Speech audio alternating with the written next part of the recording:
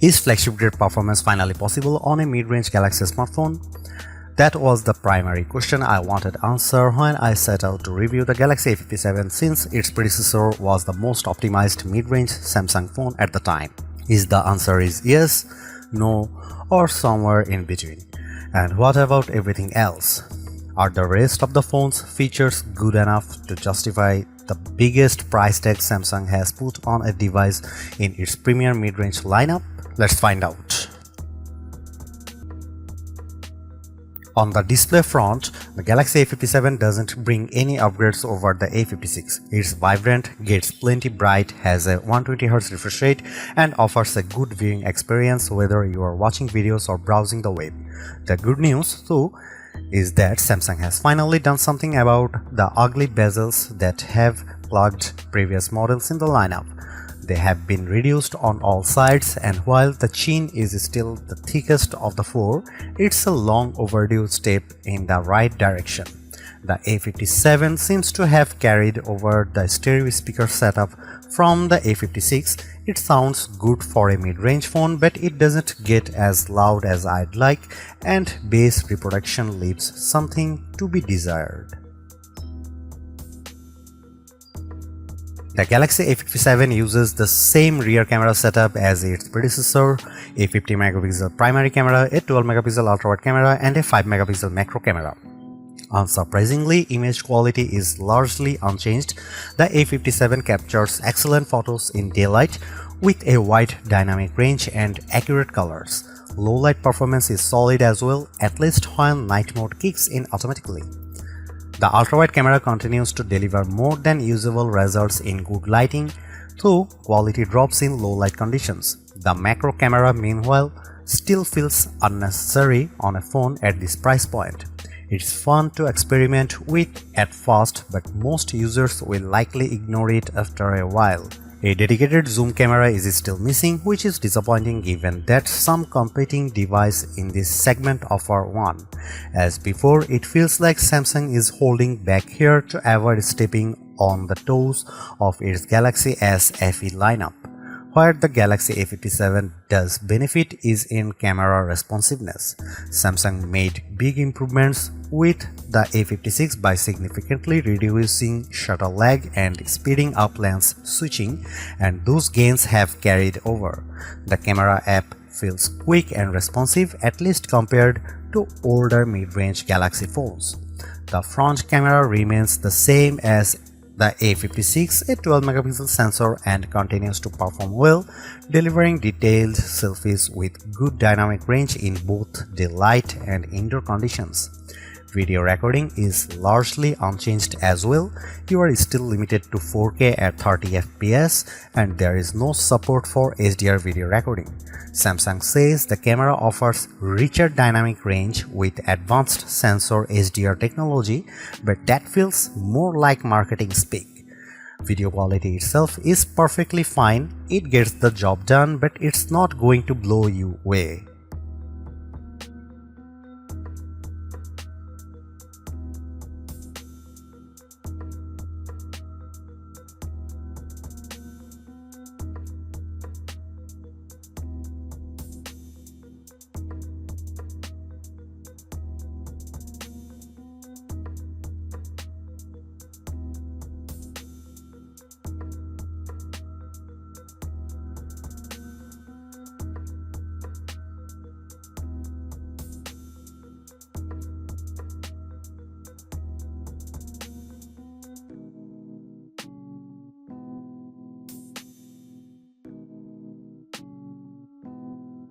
With the Galaxy A56, Samsung made major strides toward finally making a mid-range Galaxy phone feel like a flagship in day-to-day use.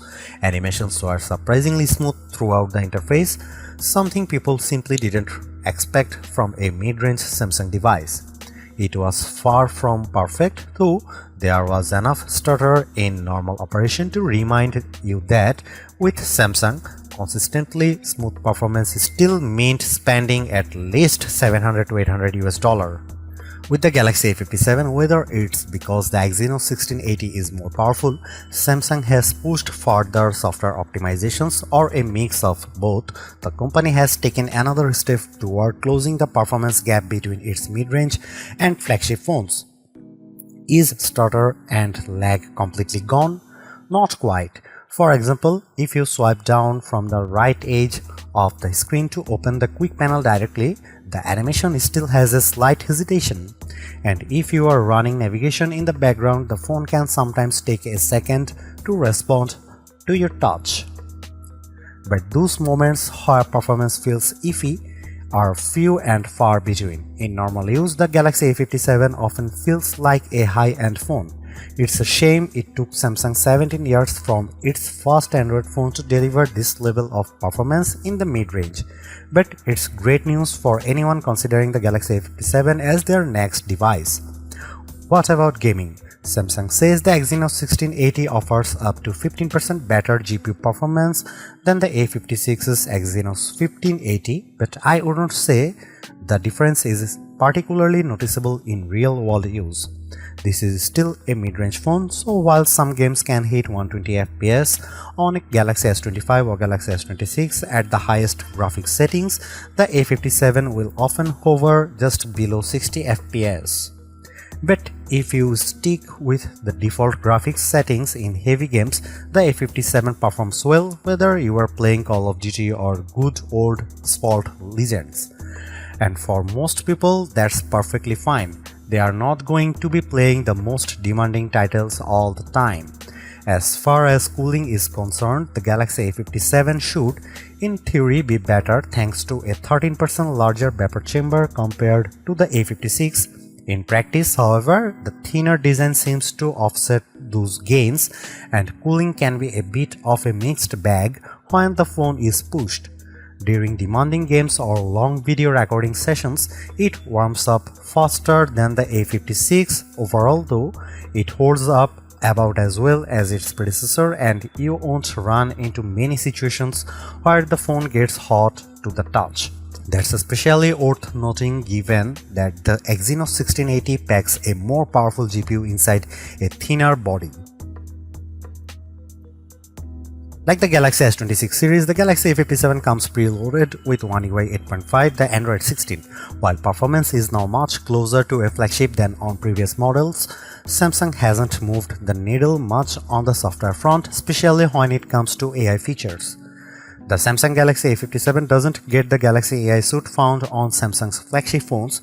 Instead, it offers what Samsung calls Advanced Intelligence, a collection of features that may sound like AI but aren't all that sophisticated in practice. For example, Galaxy AI's impressive object eraser photos isn't available here. You can still remove objects from images, but there is no option to move them around, the same as older models like the Galaxy A55 and A56. Compared to the Galaxy A56, there is only one notable addition: voice transcription. Even that is limited in scope. Unlike on Samsung's flagships, transcription doesn't work everywhere. You only get it for voice recordings and call recordings.